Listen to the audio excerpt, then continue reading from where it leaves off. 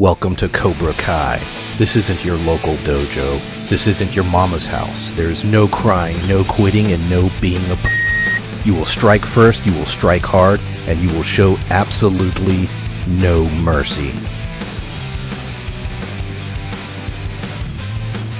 Welcome back, ladies and gentlemen, to LRM's No Mercy podcast. I almost said podcast. The fuck is a podcast? The LRM's No Mercy podcast, where we've been covering all things Cobra Kai.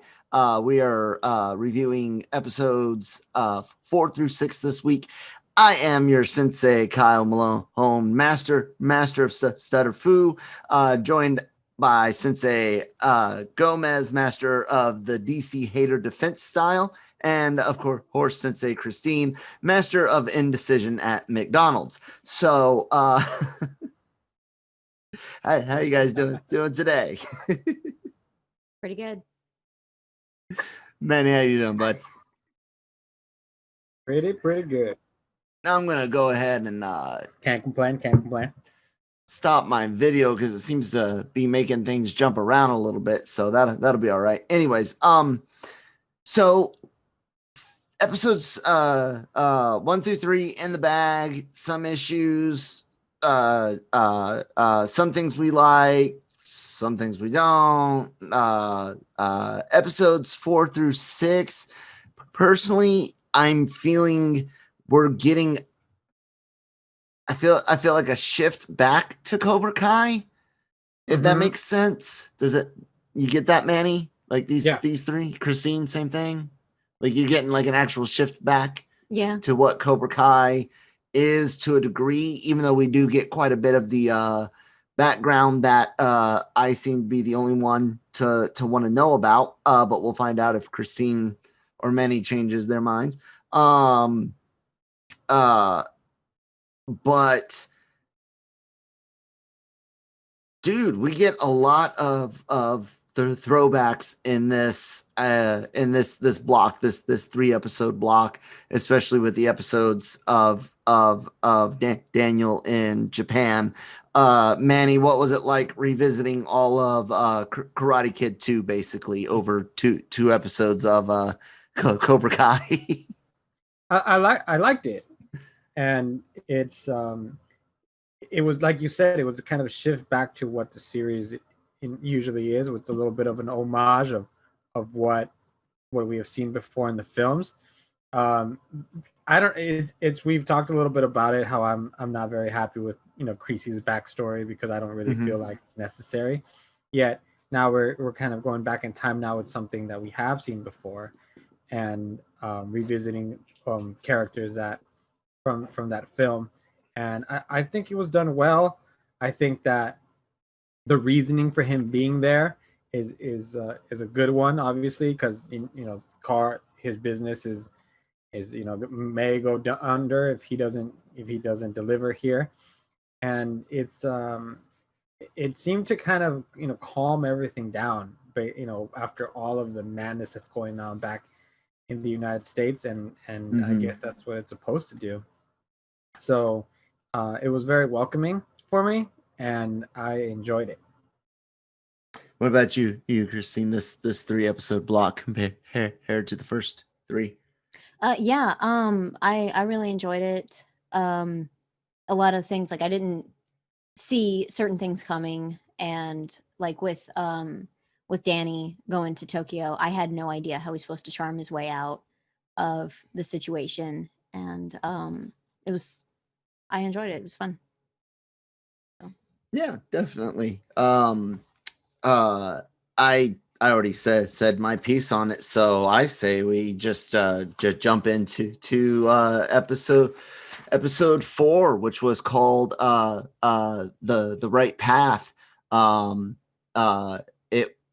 It starts off actually kind of like on a downer. Daniel is rejected by Diona, and the primary Japanese import for him, export for them at his dealership. That was the whole cause of a lot of the drama in the previous episode with his rival there in the valley. But he keeps like trying to connect with Mr. Miyagi in some way during this episode, and it leads him to go back to Okinawa, and where he runs into, like I said, pretty much between this episode and next, we get a rehash of a lot of Karate Kid 2, but in a good way. But it all starts out, like I said, bad with a loss at the meeting. They say, no, we're not going to change our deal with your competitor. Thank you for your time. Get the fuck out of here. And he's obsessed with getting it though, so he sticks around in Japan. Amanda's called him, and like you said, there's shit going on back in the States. We know that let's see here. We get Johnny and Miguel hooking back up, but basically Johnny making an attempt to hook back up, or make back up. Hook up sounds so wrong. Make back up with his son Robbie. We get to spend more time with Robbie, which is good. And then also we get back to a lot of the kids stuff. There's all the rules at school because of the school fight are coming into play, and Miyagi Do and Cobra Kai are trying to figure out ways around it. And there's a soccer match, and it's kind of a fun episode. But some of the most important things to take away is that while in Okinawa, Daniel's depressed to find that Tomi Village, Mr. Miyagi's old, home area, is now a shopping mall. And he gets a really profound message from the information kiosk person about change and why the change was good for the people, and why the people didn't complain. And that an old fishing village doesn't grow, it doesn't make money, it doesn't keep people around. And I thought it was a great vessel for that message to come to Daniel. What'd you think, Christine? Yeah, I mean, because he keeps getting stuck where he's trying to find Mr. Miyagi, trying to find ways, what would he do, which can be good, but also he needs to find things on his own. And then also he needs to not, grasp so firmly on this bubble in his past, and he needs to move forward. So it was a good experience for him. And that, Manny, leads us right into what he runs into who next, which was he sees a dance going on, and then meets back up with Kumiko from Karate Kid 2. They have a drink. They reconnect, talk about past and present stuff. And she kind of sets him up in a really great way, but you have a lot of appreciation for this scene. So talk a little bit about why you or the scene, this part of the story, the trip to Japan. So dig into it a little bit. So the reason I really like it is kind of what you guys had already been talking about. He goes back to Okinawa and things are modernized. Kimiko even tells him, we used to have a Subway. Now we have a Jersey Mike's. And Yeah. she's very excited. And then telling him about the jobs and how it helped the people. So, despite the fact that they had a very nice village, whatever you want to call it, um, they knew that in order to survive, in order to live, they needed to modernize and move forward. And that's something that they weren't afraid to do as a community. And it's something that we see that Daniel struggles with, as he's always looking back for advice from Miyagi. And what it made me think of is you're looking at this from the lens of Mr. Miyagi giving you advice to a teenager, to a kid. Yeah. You're getting all these lessons, but you have to understand that you're an adult now.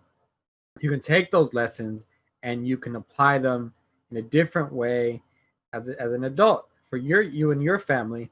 And so I think that that was probably a good metaphor in these episodes. Mm-hmm. And I really like that. And then she goes on to maybe even um, further his, calm him down and get that voice back in his head in the right way with those letters that Mr. Miyagi had written to her aunt, and which I thought was really really great. I mean, I almost felt like crossing my legs on the floor and listening. And so he got to hear some of Mr. Miyagi's last words and how he expressed himself about himself to somebody else, which I know had to have been great for him.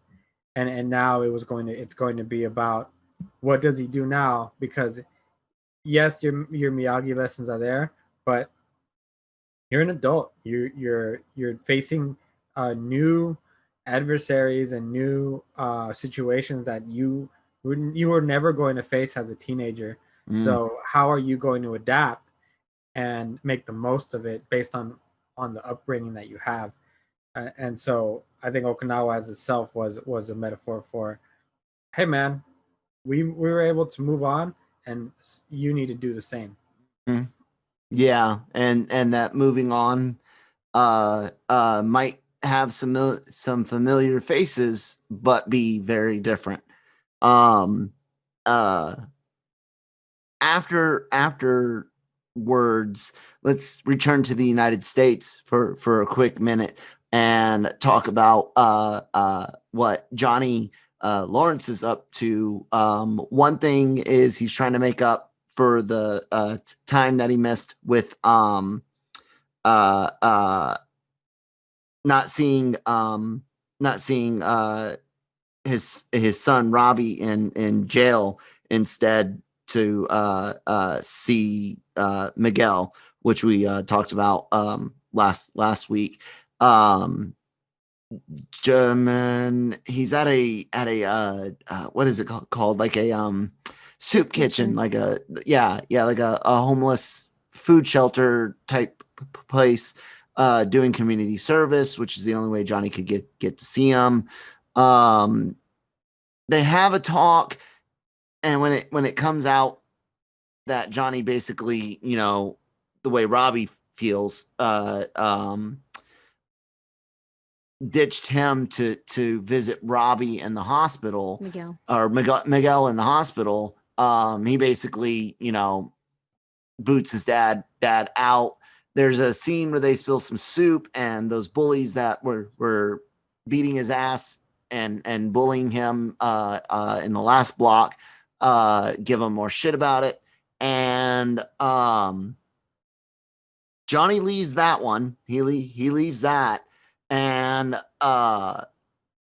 then he goes to Miguel. But before we go to Miguel, now we got to go play over at the school. Well, do you guys got anything profound about Robbie and Johnny? I mean, this is exactly what I expected to happen between the two. Yeah. Yeah. I was expecting it too. I mean, that's normally what a young person would do. It's like, this parent that hasn't been present in my life tries to make an effort to be there, but then, shows something completely different. Like the words and the actions do not match. And it's like, yeah, I'm sorry. No, you're done. You need to leave. Yeah. So Anything profound on it, Manny? Nothing profound, just it is what it is. Yeah. I mean, what can you expect from I mean, if I put myself in Robbie's shoes and I was in jail and my dad was hanging out with some other kid, then fuck that. yeah. And I will say that I find the homeless lady a lot more entertaining than Yes. Stingray. Yeah. Yeah, definitely. I love Almost that. Are you lady's following me? funny. So good. She's a good good throwback there. Over on the school side of things, the no contact, the tension between Cobra Kai and Miyagi Do students.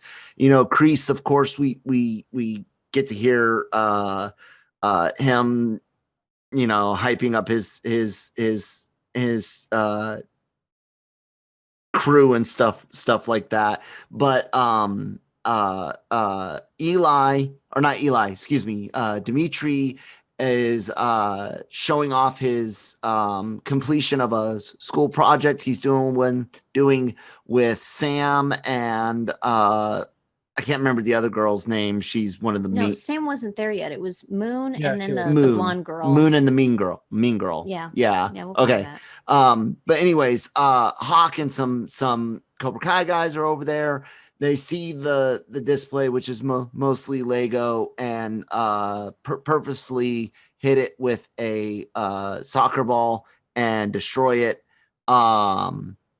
This of course, trigger shit. Sam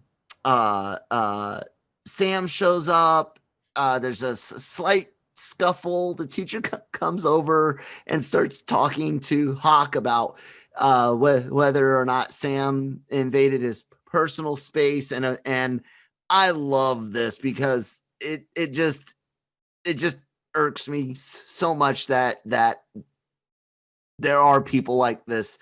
Hawk plays the whole, yeah, I needed a safe space, and she made me feel unsafe and triggered and God.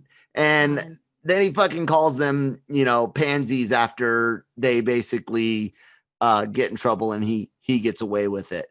I don't know. To me, this is really frustrating because teachers aren't like this. Teachers know that some kids can be manipulative little shits. And it's just like, God, you can't be that dumb, lady.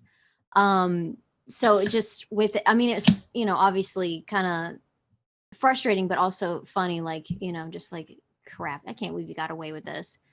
Kind of thing. So, but yeah, like, the teacher gets on my nerves.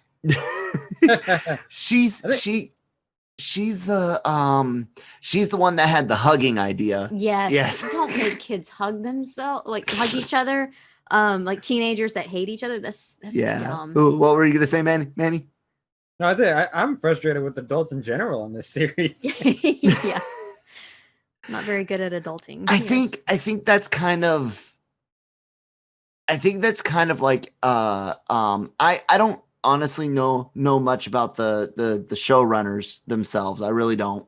Or the writers, but it does seem like this show is that 13, 14-year-old self in us. When we see parents or parents' friends, adults, teachers doing the wrong thing, and we're sitting there screaming at them, this wrong thing is affecting us, fix it, and it doesn't happen.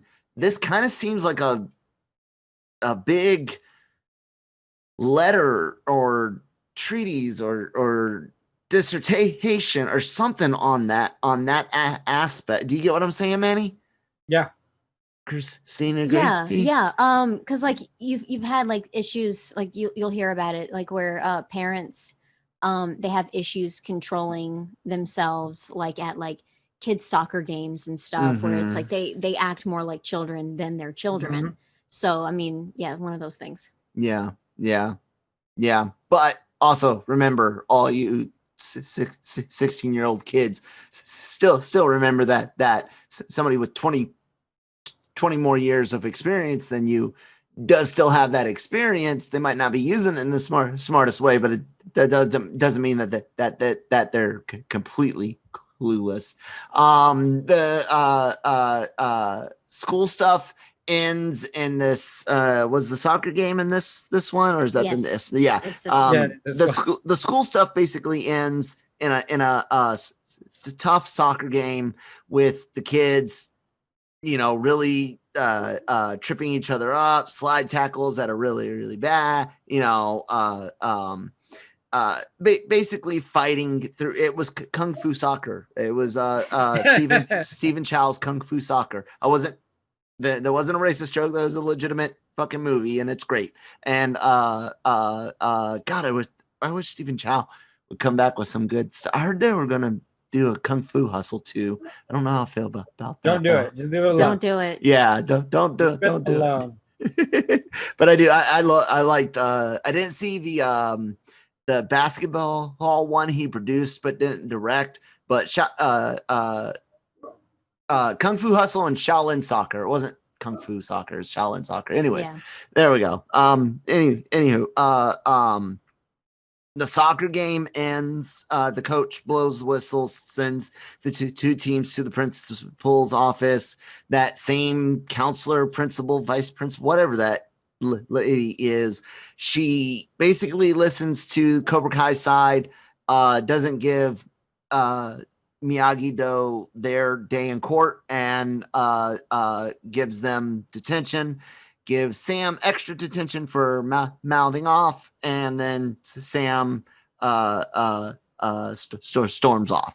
I think that covers pretty much all the stuff at the school, right, Manning? Analyzing these kids and what they're doing to each other at school. You're the dumbest teachers Mm-hmm. who are watching this damn soccer game because none of these moves are even close to legal in soccer. I mean, most of those offenses are red card offenses. Yeah. And obvious, and so after the first, like if it would have been like one and somebody gets kicked out, and then one other instance and somebody gets kicked out, and then and then that's when it ends, fine. But the amount of time, the length of time that they let this go on, it seemed almost comical and not very good. Yeah. Just, especially after what happened. And I mean, they should be on high alert. I mean, they started the season with no karate, in Mhm. school, and blah blah Yeah. blah, and it's these same damn kids who are there should be yeah. So I can see why the Christine was talking about the teachers and how they wouldn't act that way. Yeah. I completely agree. And the soccer match is just another example of that.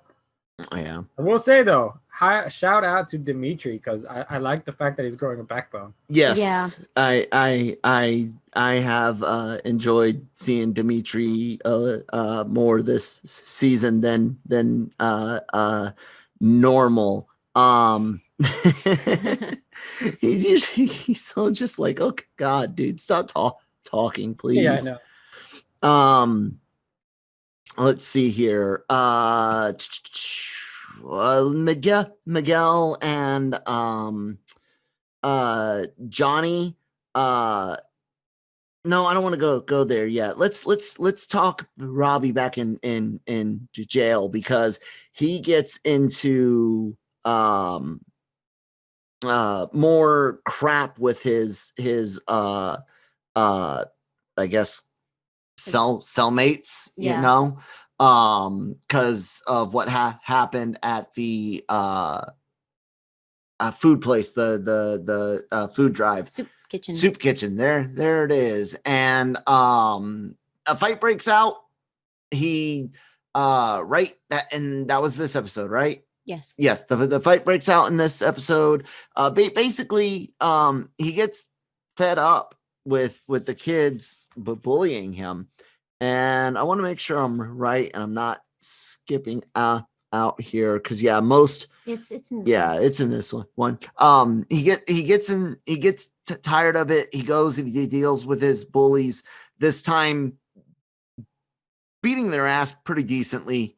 And then when the fight gets broken up again after taking far too long, again, adults, guards, pieces of shit. Uh, um, uh, uh, one of his adversaries says, did you snitch? And he's like, no. And he's like, well, neither did I. And they apparently now have an understanding. And I guess Robbie's going to have a better time in juvie. The fight, at least choreography was better this time. Manny or Christine, go ahead. I was going to say that you forgot to mention that Kreese had visited. Yeah, and that's right. Gave him the advice to strike first. So that's he true. took that advice because he kept getting bullied. But yeah, like I just don't get that the look on their faces when they realized that they didn't, that the other person had said that they didn't snitch, and it's just like, oh yeah, then I guess we're kind of cool then. It's like, no, no, it's not how that works. I'm still not cool. I'm not cool with if I'm them. Are you cool if you're them, Manny? With what exactly? Yeah, with what's been going on with Robbie and his bullies after he beats their ass. Oh, yeah. No. I mean, I get it. There's always going to be like prison fights and stuff like that. I mean, it's depicted in every series, movie, whatever you want to call it. But at the same time, if this is a juvenile detention center, I mean, obviously there's a lot of different ones, but usually there's quite a bit more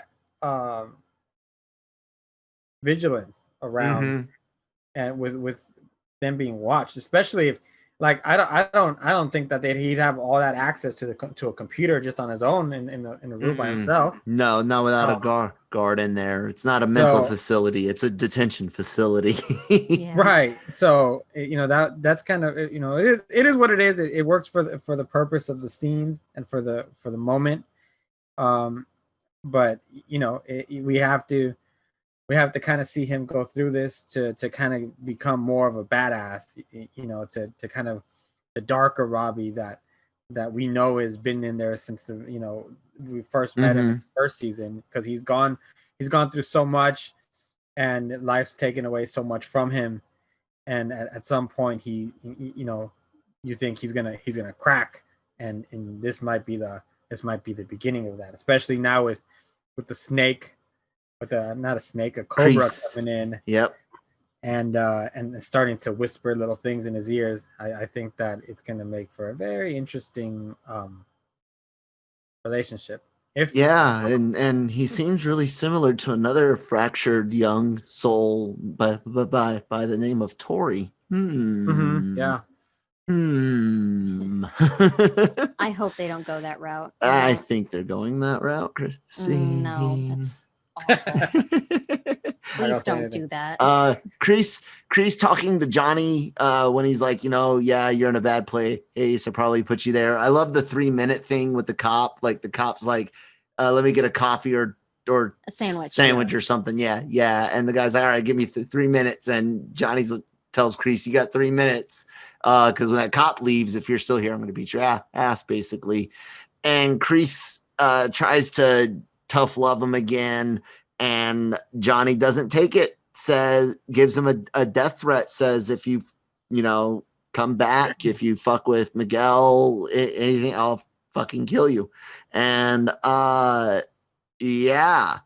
Johnny then decides that it's time to go back to Miguel. We get a cool that tough love scene about getting the phone off the table from the trailer, which was pretty funny.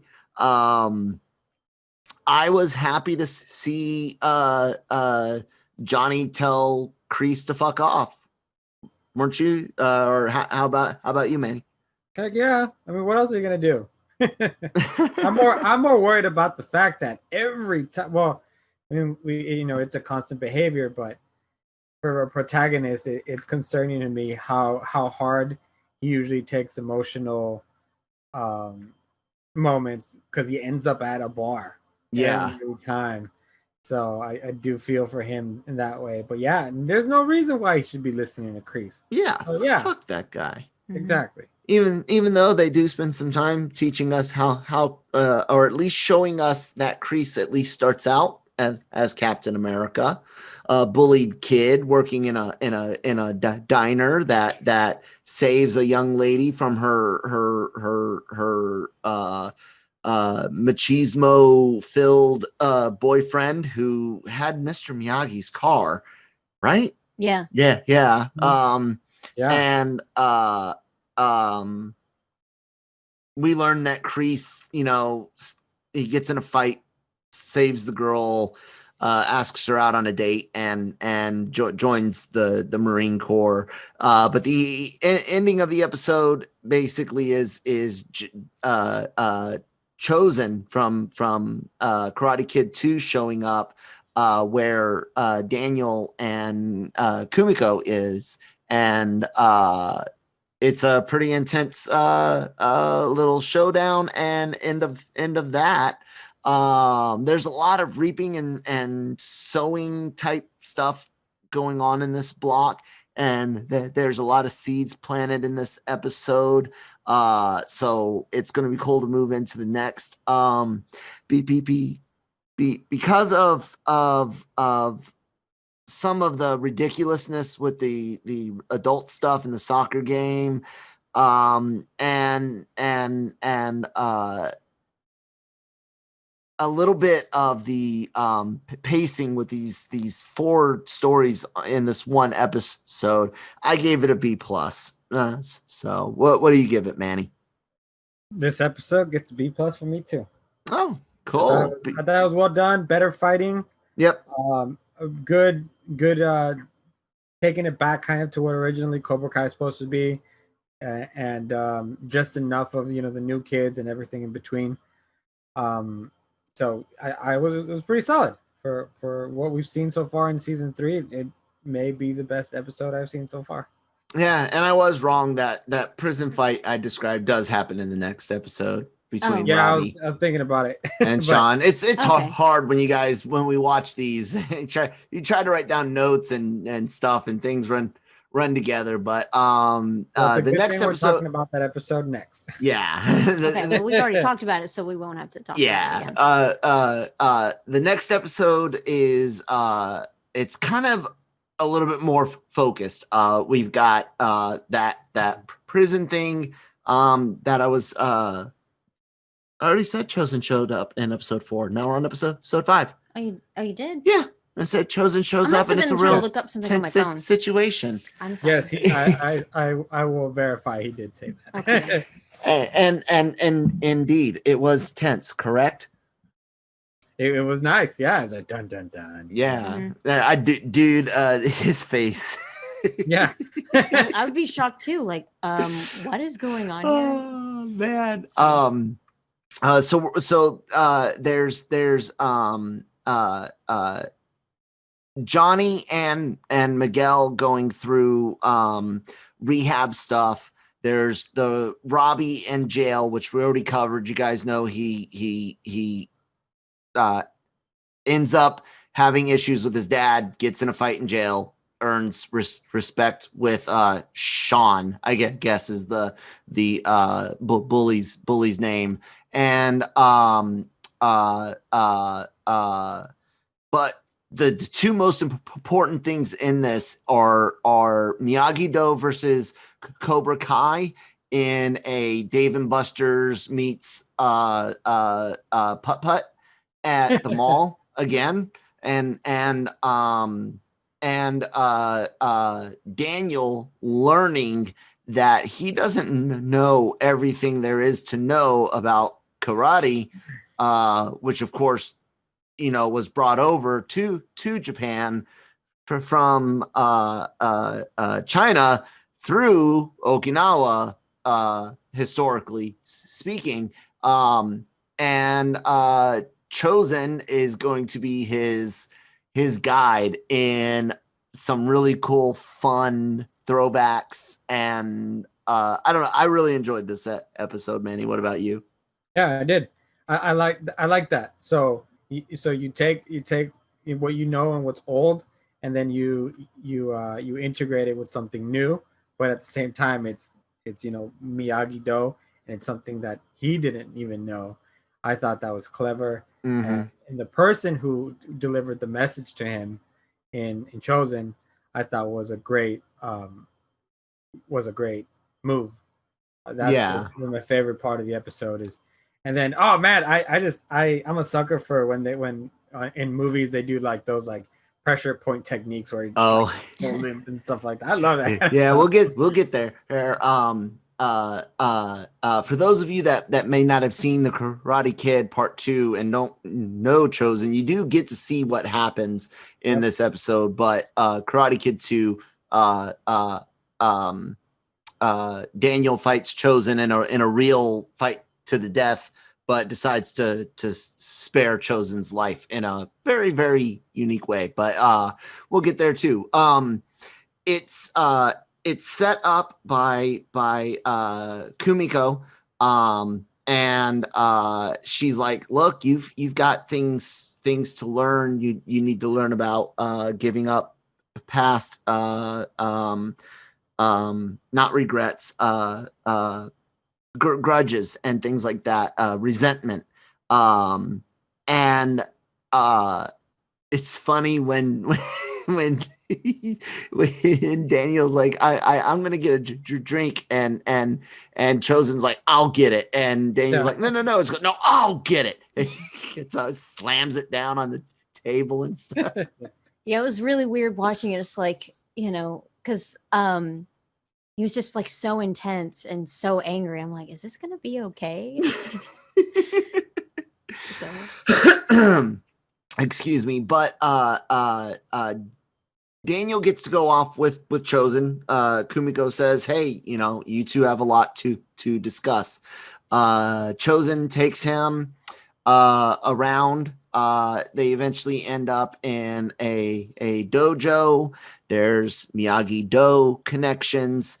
Chosen reveals that his own master taught Mr. Miyagi. So Mr. Miyagi uh, uh, had the same master as Chosen, and then Mr. Miyagi taught Daniel, and then Chosen was taught by his master, and it turns out that they both learn, that the Miyagi Do is passed down from before Mr.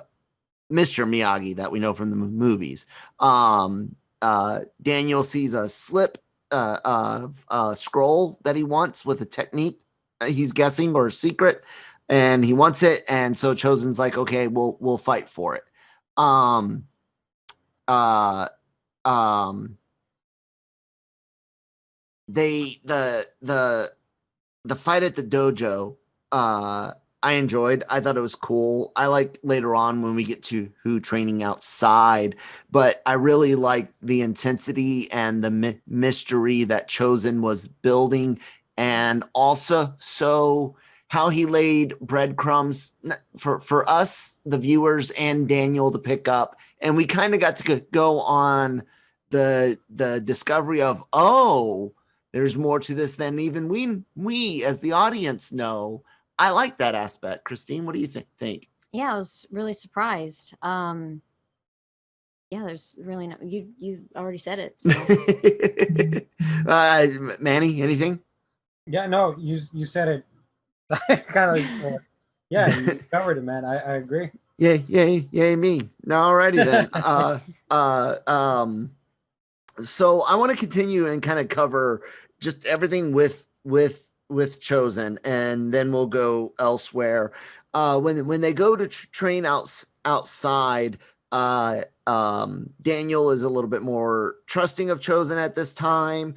They agree, to the training and all that, and it gets really intense as Chosen's revealing more history, and Daniel's learning that there's more to Miyagi Do, just like he learned there was more to Mr. Miyagi, more to Tomi Village, more to everything. When all of a sudden, Chosen seems to have a switch go off in his head, and he uses a new technique that you mentioned, where he does pressure points, eliminating Daniel's ability to use those extremities, and he's like, oh my god, what's going on, what are you doing to me? And they recreate the scene from Karate Kid 2 with the live or die, and recreate it with the honk of the nose, and Chosen starts laughing.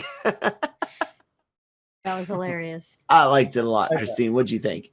I was so surprised by that. I was like thinking the worst, he's gonna do some damage to Danny. And nope, it was just like this random right there. It's like, okay. When you first saw what was happening, Manny, did you think for a second Chosen was going to really hurt Daniel and get a little revenge, or what, man? Nah, I saw this coming the whole way. It's good though, wasn't it? It was good. Yeah, I thought, I didn't know what exactly was gonna happen. I thought maybe he would like give him a little slap or something, or I don't know, but a honk of the nose. I don't know why. I didn't see that specific like movement happening, but something goofy. Yeah, I expected something to for it to happen, because they had already been talking for a while, and if he was going to be it was going to be something vile and something like that, then it was going to happen. He wasn't going to be so forthcoming with information. I would have been going out to the woods to do the violence instead of doing it inside the city and in a building I got to clean. Yeah, it was also like the messing with him. Daniel had his guard down. Yes. So it was kind of like that, the surprise, the fear, instead of it being where Daniel was expecting it before, like he had his guard up, but then when he let it down, it was, a shock to him. So like, to me, that's why I thought it would be, when that scene was happening out in the woods, I was like thinking, yeah, that's what he was trying to do. He was messing with him, and now he's probably going to hurt him or something, but that didn't happen. So that's good. Yeah. It's a great, fun scene. At the end of the day, Daniel and Chosen split off. Daniel asks to learn the technique. He gets the scroll that he had originally wanted from Chosen for his Miyagi collection. He goes back to meet with Kumiko at Tomi Village and meets Yuna, the young girl he saved during the typhoon in Karate Kid 2. She turns out to be the vice president of sales for Dioma, and saves the day for Daniel and LaRusso Automotive. Anything else on Daniel's trip in this episode? Yeah, there was one thing. What's that? The giving up of the scroll that he had. Mm-hmm. I don't know why he didn't just like make a copy. He could have given the original, like, here you go. Why don't you have this? But at least have a copy. I'm sure he's took a picture of it. I hope so. They didn't cover that. I was like, just because it doesn't mean that you pass it down. If I had any ancient scrolls in a collection, I would definitely have photos of them, right, Manny? Yeah. Well, yeah, but then also I don't know if that would be seen as like disrespectful, or it kind of it taints the honor of it.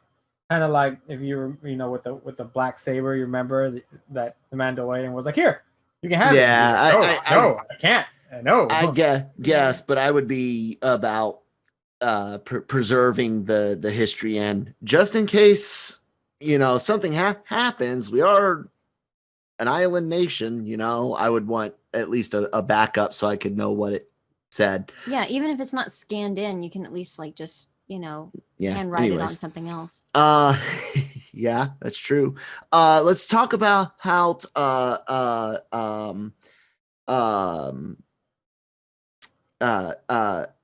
the Crease. No, I want to talk about Crease's Okay. stuff real quick. He is no, wait. We don't get to see him start his That's the next that's the one. next episode. Good. Okay, never mind. We're fucking skipping Crease until next episode. So Sam and Cobra Kai and Miyagi Do, or Sam and Miyagi Do and Hawk and Cobra Kai square off at, like I said, this Dave and Buster's type thing. They end up getting in a big fight in a laser tag scene. Tori shows up. Um, Cobra Kai gets the upper hand. Take out the Miyagi Do students. Eli Hawk has Dimitri down on the ground. Tori eggs him on. They want punishment for what happened to Miguel, and Eli snaps Dimitri's arm while Sam cowers in the corner, suffering a panic attack. And Eli both smiles and then looks scared, and then smiles and then looks scared, and then yeah, it's pretty freaking intense. Yeah, what about this fight, Manny?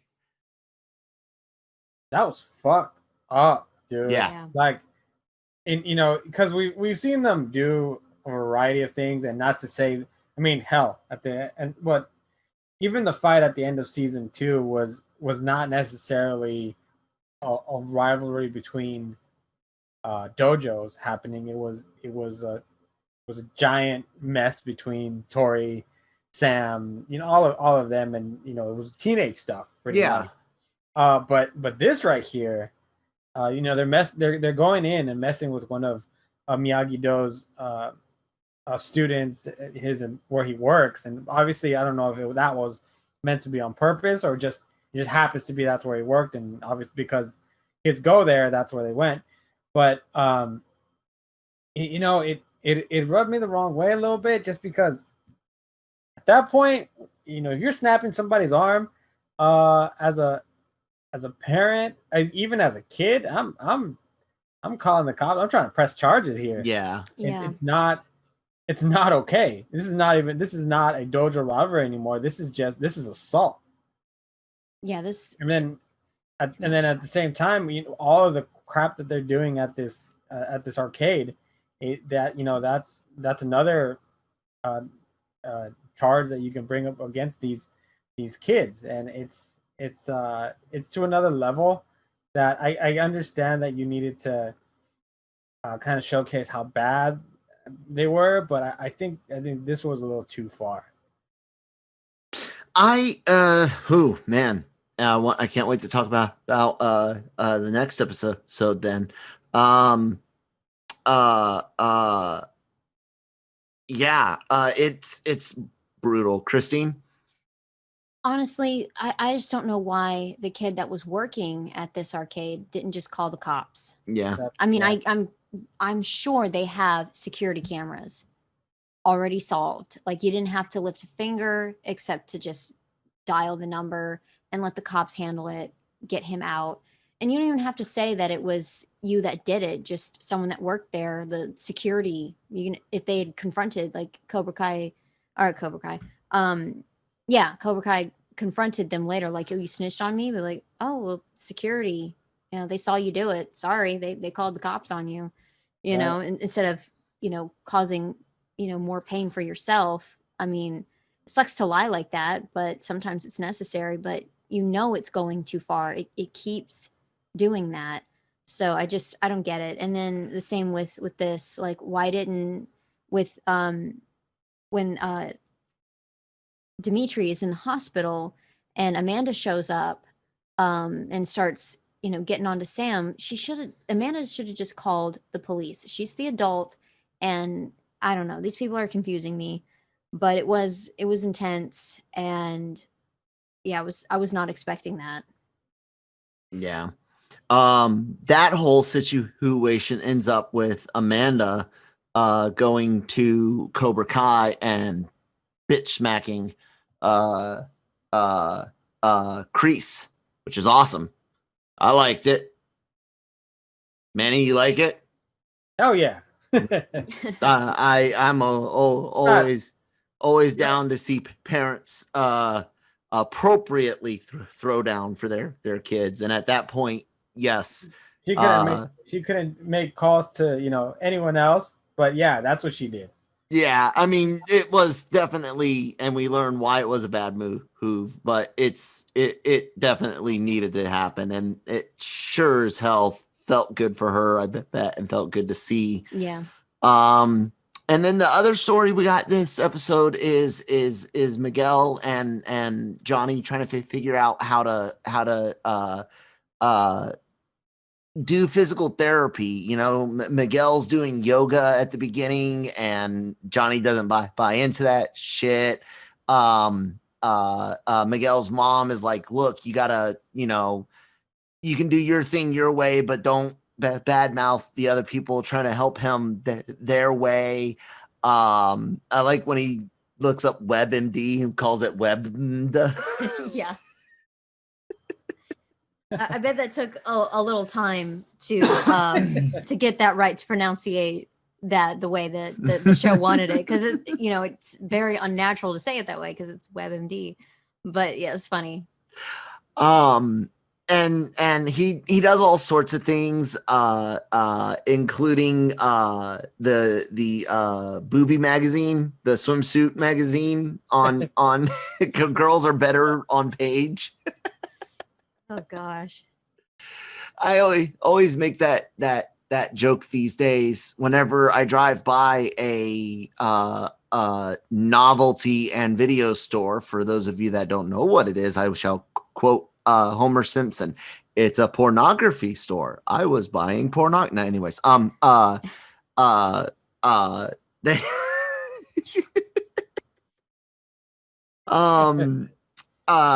where are we at? Yeah, the magazine thing was funny. I like the comments, and then the shoes on fire reminded me of the new guy, but he's like climb the rope, and here comes a little inspiration or whatever. He lights the rope on fire. roll around, you'll be all right. Eventually, none of that works, but they stick at it. They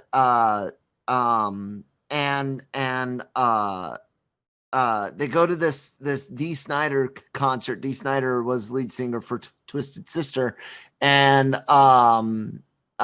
they sneak him in under the pretense of like Make-A-Wish type stuff, crack a couple beers, and enjoy some 80s glam rock, and lo and behold, Miguel's foot starts tapping.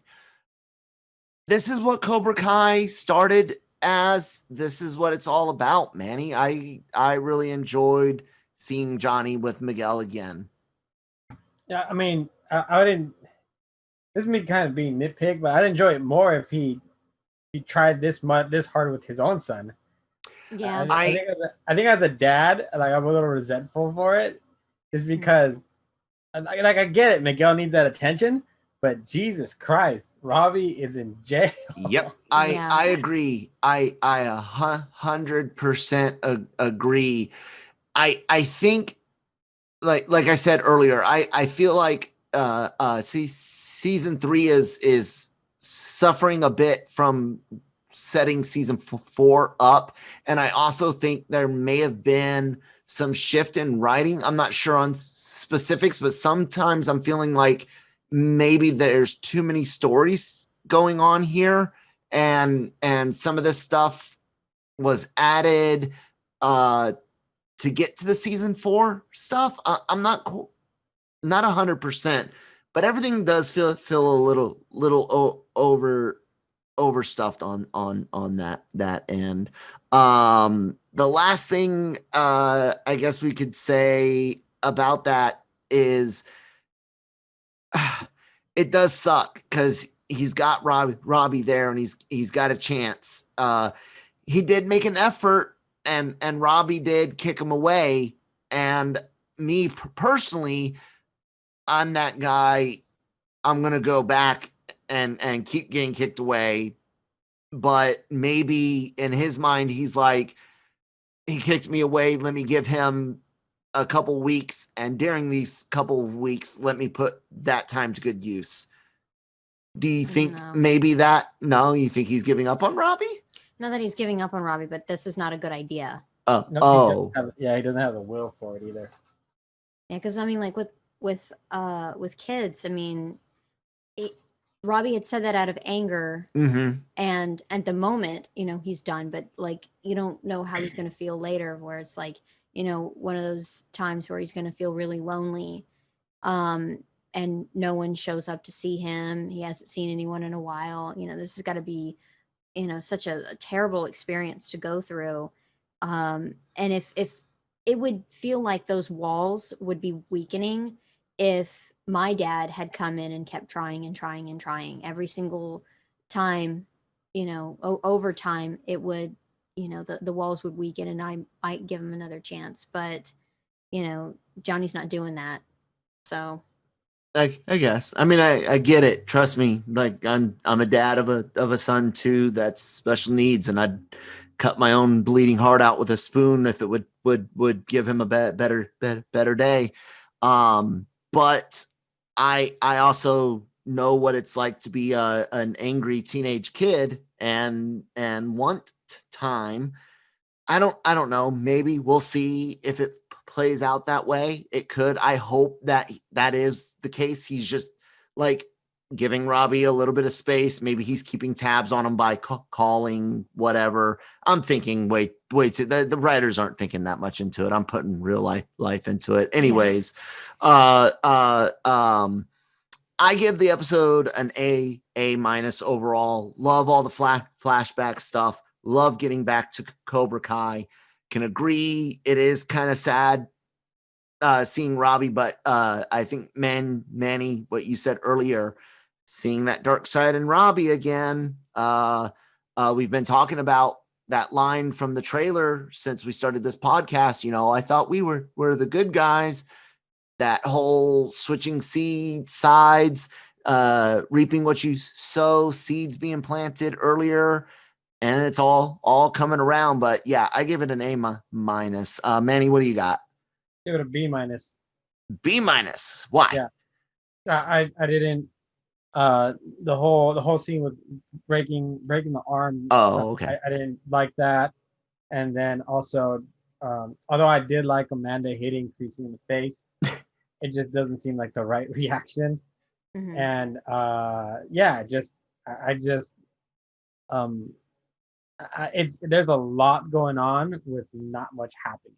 Yeah, I can see that. I don't know. I guess I enjoyed a lot of the Johnny and Miguel stuff. Christine, what do you got? B plus. B plus. The last one, I don't know if I had said it, but B plus for that one as well. Yeah, we were B pluses across the board. I don't know if I had said anything. You did. Though. I did. I don't remember speaking. Oh, Okay. The reason why I said B plus, there's just some things that took me out of it, like the jail thing and the fight where it was just really intense, like too intense, and then of course, you know, Amanda assaulting Crease. You know, so it's kind of like, yeah, you really shouldn't have done that, but it was fun to watch. But then it was partly like, you know, that's not smart. So yeah, B plus. alrighty then. I think we're gonna see some connections between Miyagi-Do's past and Kreese's distant past. I mean, before Kreese, somebody that taught Kreese, because as we all learned in episode 4, Kreese did join the military, and we find out in 6 he spent some time in Nam. Well, we already knew he spent time in Nam, but we're going to actually get to see Nam in Nam, and we're going to cover the Kreese stuff first. In Nam, we basically see him being tasked with what was going to be the formation of special forces. I've got a lot of issues with a lot of the military stuff all throughout this episode. Uniforms. Oh my God, guys, it's Vietnam. All we had were OD greens. Where the fuck is this tiger stripe shit coming from? You had OD greens. That's what you had, and the fatigues, and those eventually became BDUs. But no, you didn't have that shit. No, Maybe they didn't have. shut I up. don't know. They No, couldn't that was find any. stupid. Find enough? I don't know. You can make it. I, They got a costume department. That was dude. That's like anytime on TV, and so help me God, anyone out there that ever works in TV, if you ever put a soldier on screen and have them put their collar up again, I'm probably gonna punch you in the kidney when I meet you. That's not how we wear the goddamn uniforms. Anyways, Kreese is recruited by a captain. I didn't catch his name. Did anybody catch his name? I don't know. I'm gonna pull it up. Let's see here. I'm working on it. Almost there. I don't see it. Do you got it, Christine? I'm almost there. Captain Turner. Okay. So Kreese gets his recruitment. He's told that in order to fight the Vietnamese, he's got to learn hand-to-hand combat. And you can see that the captain is obviously, trained in martial arts. Kreese agrees. He says he knows some people that will help out with a mission that they're gonna do in Nam, and the mission ends up going awry. But before it goes awry, we learn we learn that there's some bad news regarding something at home for Kreese. We're guessing dealing with his girlfriend, either Dear John or possibly she passed away. Regardless, Kreese freezes during the mission and doesn't detonate charges because one of his teammates is in the blast zone, even though Turner was telling him to do it. And it appears they get captured, and it appears that they kill the guy that Kreese was trying to keep from dying by not detonating. I'm not sure if the story we're seeing is 100% true. Christine, what do you think? I think maybe, although I don't know. I don't know. I'm wondering, I don't mean necessarily a lie. I'm wondering if there's a fractured person, not necessarily schizophrenia, but like a fracture for him where he's got made up memories. I know, but then they would make it seem like he was thinking about it instead of just showing us, and instead of just like, here's the information. Well, because almost every time they come out of that, isn't it like a scene either starting or ending with him? I don't know. What do you think, Manny? You think we're seeing the truth? I don't care for the story, regardless. He can say whatever he wants. He's just an asshole, and I'm not. It doesn't matter what you tell me about. He's a bad guy. Past in a low budget a flashback. I'm just I'm out. So when these scenes are happening, I'm not really. Oh really? I'm not that really into it because I'm like, let's go. I'm almost ready to fast forward. Mm. I know. Like I said, I was interested in it mostly because I want to make sure he's a bad guy always, and that's why I'm still holding out hope, because right now it looks like they're going to try to make him sympathetic, and I've said it before, I don't want that, but I think that covers Kreese in I had something to say. I'm wondering sure. with this whole situation, this whole part of the story, if like in order to get him to be that bad guy that he is, like maybe they're trying to explain a little more to where it's like maybe he was nice, and then it's like he hit a point, like I don't know, with after being captured, maybe Being a they POW. torture, Yeah. maybe they torture him, But and then that makes him comes sympathetic. I don't want that. no, because then when he comes out of it, and it turns out like maybe she's been cheating on him and leaves him, and he goes into a rage. Maybe he, I don't know, maybe hurts her or hurts someone he knows, or something like that, to where it's like he's lost. Like the person he was before is gone.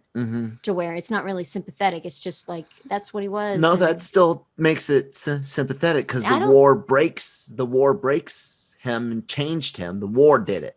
yeah, but I mean, And yeah, he should still be punished, but war changes people. I know that, but it's to me, sympathetic. it's, I don't want him to be I don't see sympathetic. that as sympathy, because I wouldn't be sympathetic, I don't considering how he's been abusive to children, and he's teaching. I agree. Yeah, so it's like no, there's no sympathy. Like I there. said, he should be punished, and I'm not saying that any like a judge would take sympathy on him. I'm saying as a character, it gives him a sympathetic arc because people are like, oh, he's PTSD, POW, he was abused, and while it doesn't excuse it, it puts it in context.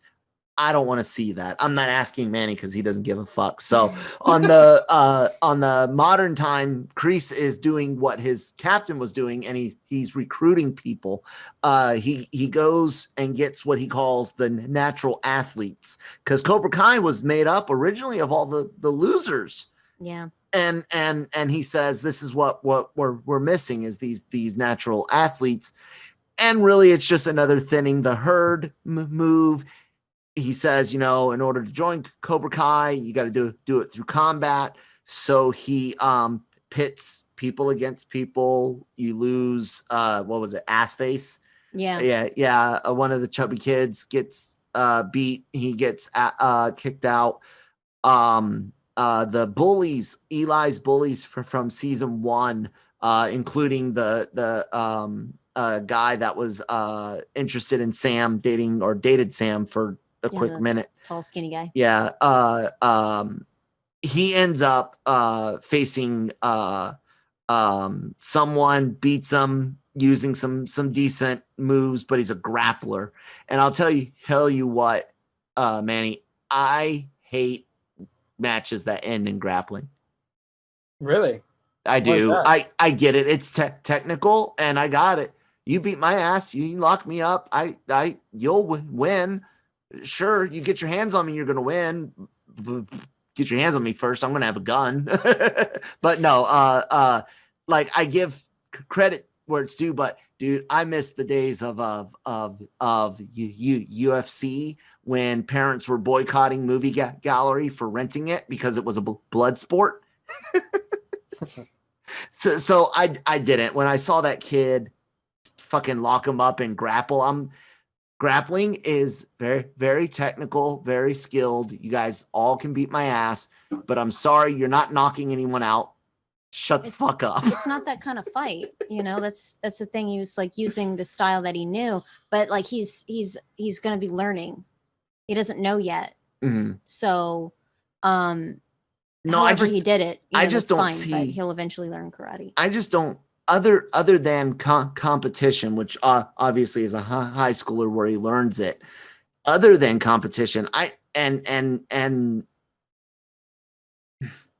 only because we can't have blood sports. You can't kill people in real life, but grappling in real life, just unless you're a prison guard or something, or school resource officer. I don't know.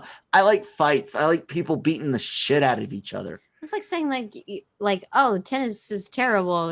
You're not going to use that, but it's fun. No, tennis is boring. That person who's playing it is obviously playing it because it's fun for them. I don't know. Grappling is a big part of UFC though. So. Oh yeah, no. Like I said, I take nothing from them or what they do or how great they are at it. I like punching and kicking people in the face on film. I do. I like it. I think it looks good. Oh. Anyways, I pick on grapplers a lot. It's, I guess, maybe a bit of an inside joke, but legitimately, I was like, oh, really? The wrestling move, but we learn a little bit about more of what the snake Kreese has been doing. He lets Tori fight. Tori wins her fight. And then has Hawk fight one of his former bullies, the heavier set one. And Hawk, who has been showing that intimidation during the whole time, even asking, Kreese, these aren't the right guys. We should get rid of them. All of a sudden, undoes the shirt, goes full classic Cobra Kai Hawk, and almost murders a kid. Again, this time he gets up. I don't know. I think he's lost. What do you think, Manny? I have a problem with that whole scene, with the way that it was all done, just because of the fact that you're taking it back to season 1, to some of these people who were original bullies. Then you have the ones who have been turned into bullies, and now you're bringing back the bullies. So I'm supposed to be sympathetic to the guy who just broke somebody else's arm? Nope. The episode before?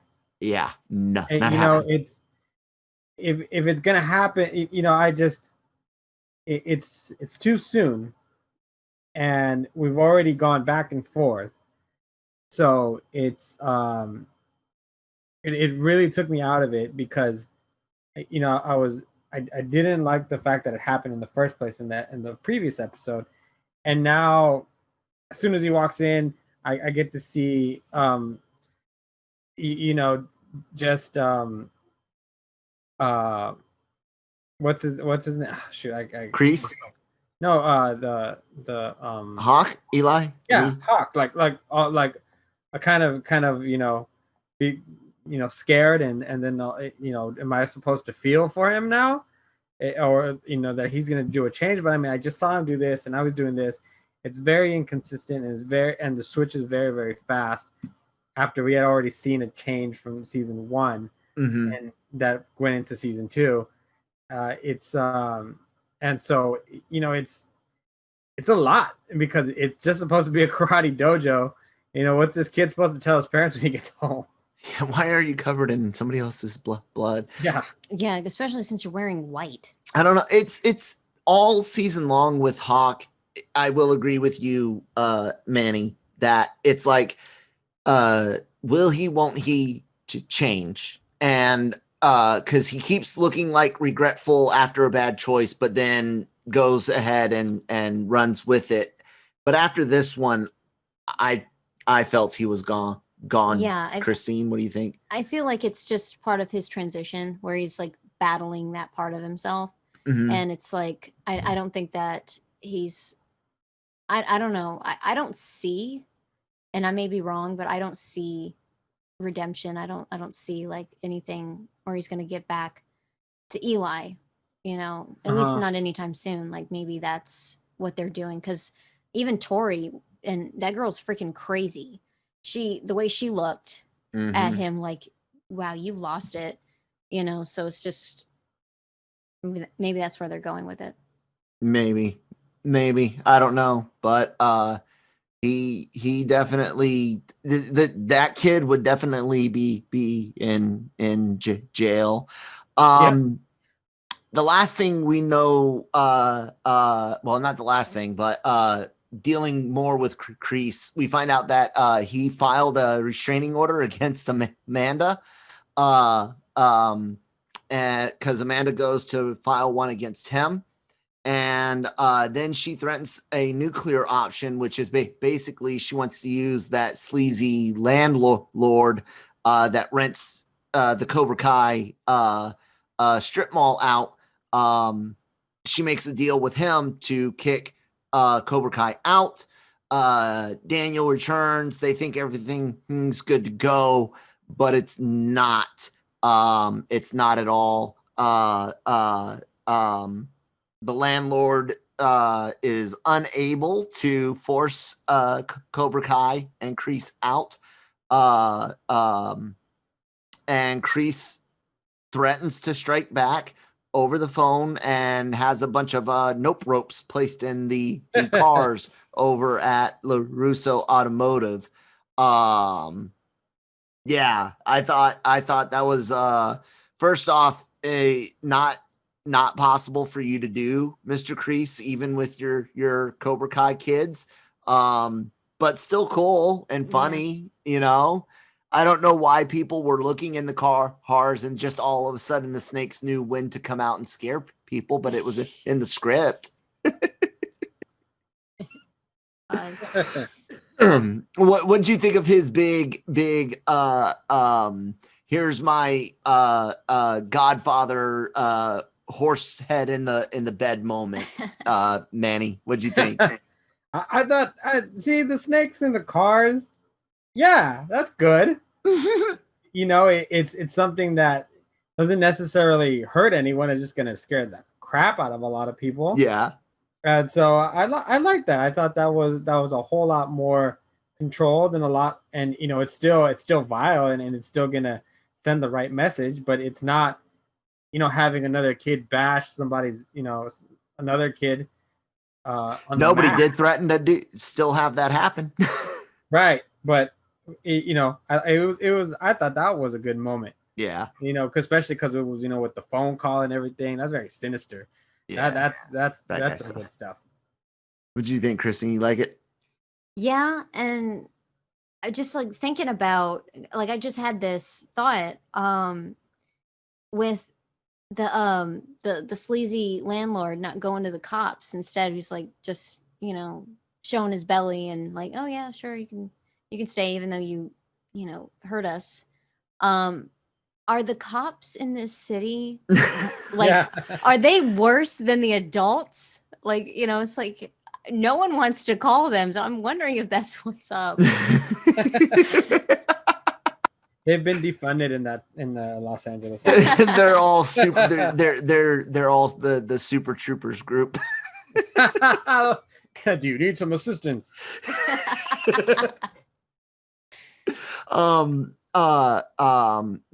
So her nuclear option fails, and Kreese is going to strike back.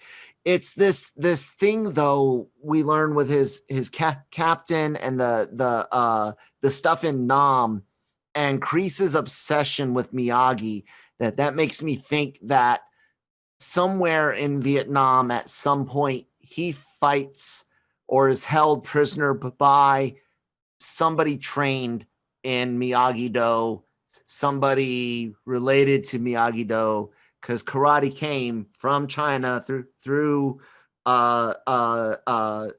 Southeastern Asia and into Japan, eventually through Okinawa and whatnot. So I really think that's a possibility, and I think that's where season 4 is going. But last bit of the episode breakdown, guys, more Miguel and Johnny. We're gonna talk one really important part here.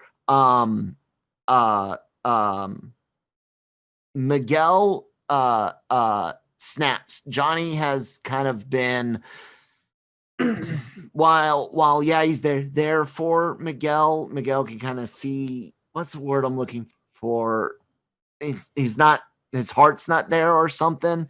You know, they spend time doing all this stuff for Allie, which I'm sure, Manny, are you liking the Facebook relationship advice shit going on? It's cringy. It's really cringy.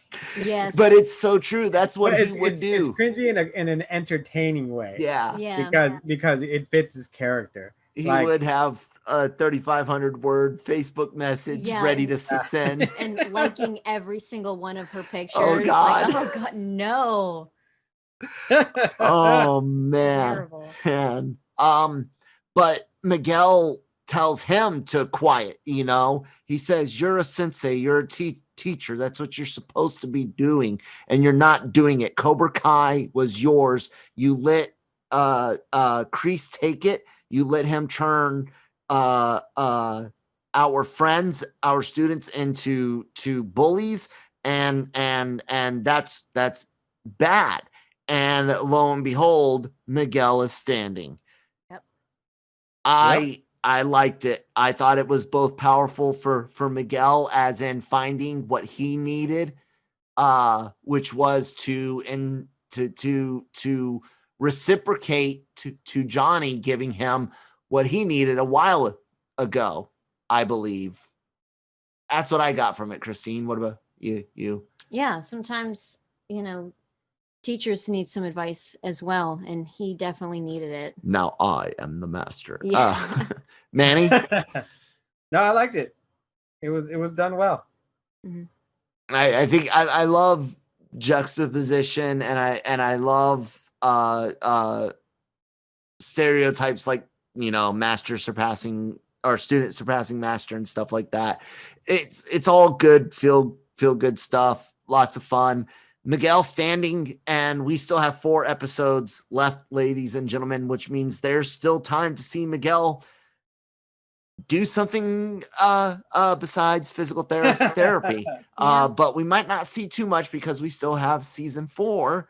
And yeah, any last comments on episode 6 before we grade it? Anyone? Did I miss any notes? Thing big? I was gonna say, if you wanted to talk about the scene with Tori and Miguel. Oh, Tori and Miguel. Yeah. Yeah, that's it's very important, because Tori again is a fractured soul with problems, and she gets the feeling from Miguel that he used her to make what's her name, Sam, jealous, or to get back at Sam. And yeah, their stuff doesn't go down very well. Christine, who's at fault? You're the girl. Who's at fault in real life? They both are. They don't know how to communicate. It drives me crazy. And instead, that's what I don't get. Why do people who get cheated on constantly go after the other person instead of the person they're dating? Like, Yeah. I think I said it from the last season when we were talking about this, where it's like, why didn't you kick his ass? Yes. Yeah.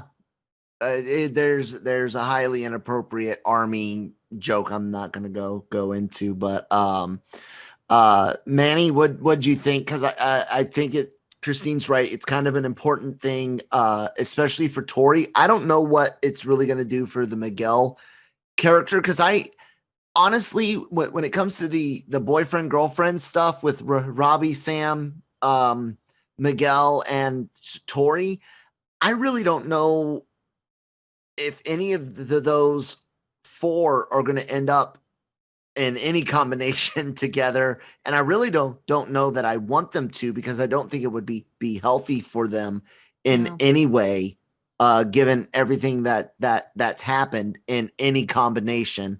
So what do you think, Manny, character wise, who is this most important for?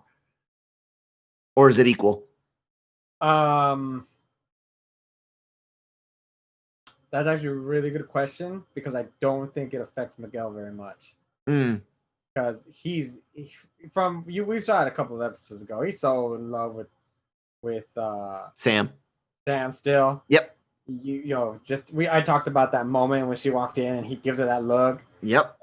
And so if anything, it's kind of like, crap, I ran into her. Yeah. Yeah. And for her, I think she's just mad at everything right now, that I don't really think it does anything for her at this point. Okay. She's dealing with so much, and then she's got Kreese in her ear that Miguel could have said all the right things, and which, I mean, I'm not saying he didn't, but it wouldn't matter at this Yeah. point. Yeah, she still would have been mad, and Yeah. And yeah. even so, Kreese would be like, "Oh, he's not strong enough. You're too strong for him. He's weak. He's in a Yeah. wheelchair." Yeah, that's exactly what would happen. Yep, I agree. Because of a lot of the military shit that really pissed me the fuck off, and some of the other stuff that didn't make sense, I gave it a B. But if they went back and corrected all of the army stuff, I'm willing to, or army stuff, military stuff, I'm willing to say it could have gone up to a B plus. Christine? B minus. Okay. Any Because it's crease stuff. I don't want to. Crease stuff? I don't care. Manny, it's the D because it was all Crease. It's really close to a D, but I gave it a C minus. Wow, wow. I was close. The Kree stuff is terrible. I think that the depiction of the kids just really in the beginning, Yeah. I didn't like that either. I didn't like there's just so much I didn't like about it that did not feel Cobra Kai. And again, the way I have sometimes I feel not necessarily I feel bad. I mean, it doesn't make a difference to me, but I have based on what I've given other episodes for what reason, especially in the first and second season, I don't really have a choice. Like, it's really, really messy compared to kind of that. You had mentioned it before. It feels like there's too much going on, and it's reaching to the point where it's really hard to really get into it for me, at least, especially now that you've made an episode that had so much of Kreese's backstory. Yeah. And then with what's going on with Hawk and all those kind of things. And then, we are at episode 6. Mm-hmm. And so the feeling I'm getting, we're not really going to get much of Miguel, because if you tell me that by the end of this season, he's back to karate, he's going to be back to karate to some, to a great finale like we've seen before, two great finales, by the way.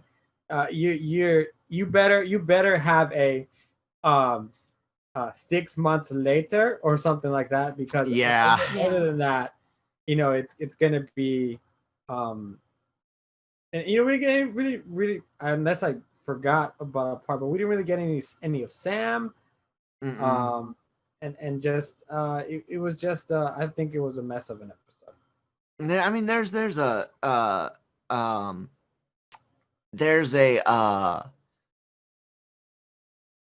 bit with her and her mom earlier. I think it's in episode 5 where her mom thinks everything's all about karate, and Sam's like, "No, you don't understand what's going on." And again, that goes back to that season 1 issue of nobody talking to each other. So what happens next, ladies and gentlemen? We're going to be doing episodes 7, 8, and 9 next Thursday. And I'm excited to hear Miyagi-Do has others out there in the world. Like I said, it's kind of unfortunate that it seems like there was a good story here in season 2 that got sacrificed in order to do setups for season 4. Hopefully, that means season 4 will be amazing. Oh man.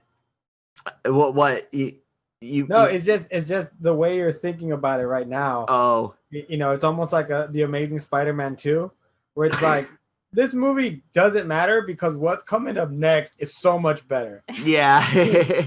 Well, if you think about it, like a lot of book series, like, maybe like book 3 is kind of like it'll be slow, but then like that last book, maybe something like that. I don't know, because think of like some of the best seasons of shows. Like the best season of Buffy is season 3. Well, I'm not saying that this specifically like other shows. I'm saying like because it happens sometimes with like books or something like that. So like maybe it's sometimes it can be like this where like there's a season, like there's like a season where it's like it's good, but there's before it and after it are better. Maybe something like that. Yeah. But I am still enjoying it. It's really good. I am too, and that's the important thing, is even when it's kind of annoying, you're still for the most part down to hit play next episode. Yep. So yeah. Anyone else got anything they want to say? No? I'm very worried to where the season's headed, because to this point, I don't have a tournament necessarily that we're striving for. I don't have. You have Daniel, who is, doing the right thing and taking some time for his business. Kids are scattered everywhere. Miguel can barely walk. And sometime in this whole mess, we're still gonna concentrate on Allie. We're gonna get with her. So you're gonna add more to it, and I doubt that this is the last time we see flashbacks for Kreese, because obviously it has to lead somewhere, right? Exactly. Yeah. So there's just so much to do, and they got only a couple of episodes left. Yep. And you guys will be able to hear us talk about those in depth next week. Someone asked what that we're over analyzing. I'm like this is what we do. Like, Yeah. My dad accuses us of doing that. Over analyzing. Like, I can be completely take Endgame, for example, and Manny, you can back me up with any movie that was similar. Endgame didn't do it for you, but I think it did it for just about everyone on Earth, according to the money. Endgame didn't do it for me. Who said that? I was making a joke, man. Oh, okay. I was gonna because the earlier DC joke I made. Yeah. Anyway, he's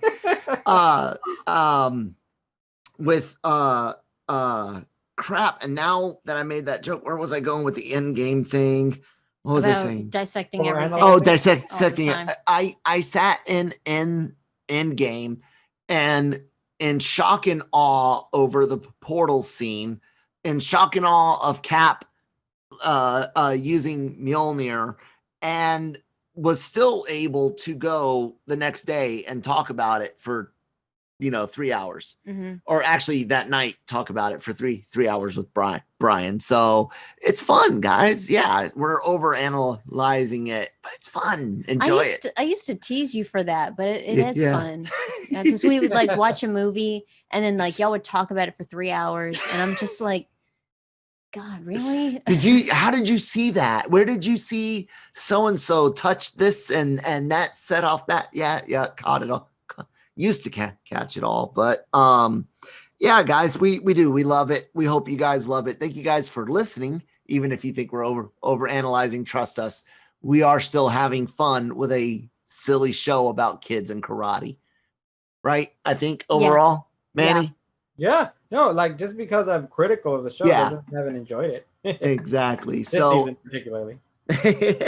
Everyone, make sure you're doing all the things you're supposed to be doing, like going to LRMonline.com every day for all your entertainment news, needs, and opinions. YouTube channel, lots of interviews, including Cobra Kai related interviews from Manny. And Gig just did one with Colin Mockery. I'm really jealous about that. For those whose line is it anyways fans, there's an interview up with Colin Mockery and some others in a new project he's working on. So yeah, our YouTube channel, follow it, subscribe to it, and you can get podcasts there too, but you can also get the podcast anywhere else, from Spotify to Google to SoundCloud, all that good stuff. Great shows, guys. We've got like 10 things a week starting this week and next week. I can't even get into all of it. Manny, where can people find you at online? So just real quick, the 2 interviews I did with the Cobra Kai talents. One of them is with Mary Mauser and with she plays her mom. She plays Amanda. I'm so sorry. And anyway, we talk a lot about we take 5 minutes to talk about the LaRusso family specifically, and then also I had a chance to talk with Sholo, and I think her name is Veronica, who plays his mom in Cobra Kai, and we talk about his predicament, and also me ranting for a couple of seconds about how she needs to be more on the show, because I'm so interested in her mom's story as to Creasy's. Anywho, you check those out. Both of them are up on LRM online, as Kyle mentioned. Really good. And you can find me on Twitter at LRM_Emmanuel, and also on Instagram at riddlemethis_510. And and that's where we reside on social media. You guys follow me at that Kyle Malone on Twitter, or at that one. That's the number one. At that one Kyle Malone on Instagram. Thank you guys so much for listening. We will talk to you next week. Now get the fuck out of the dojo, pussies.